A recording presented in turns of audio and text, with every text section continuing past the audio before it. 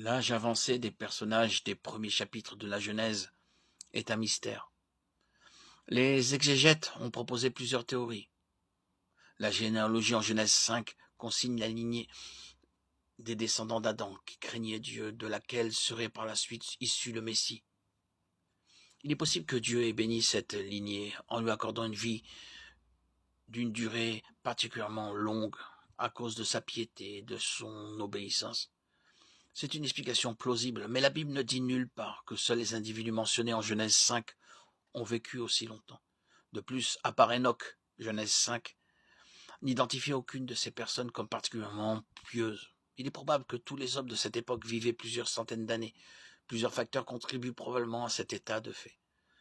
Genèse 1, 6, 7 mentionne les eaux au-dessus de l'étendue, une voûte d'eau qui entoure la terre. Il est possible que cette voûte d'eau ait provoqué un effet de serre au niveau de la planète entière, qui aurait bloqué une grande partie des rayons qui touchent la Terre aujourd'hui, avec pour conséquence des conditions de vie idéales. Genèse 7, 11 indique qu'au moment du déluge, cette voûte d'eau a été précipitée sur Terre, mettant fin à ces conditions de vie idéales. Comparer la durée de vie des personnes avant Genèse 5, 1, 32 et après Genèse 11, 10, 32, le déluge, tout de suite après le déluge, l'espérance de vie chute de manière dramatique.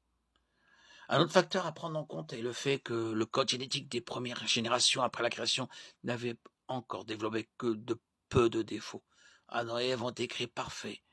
Ils étaient certainement très résistants aux maladies. Leurs descendants auraient hérité de ces avantages, mais dans une moindre mesure.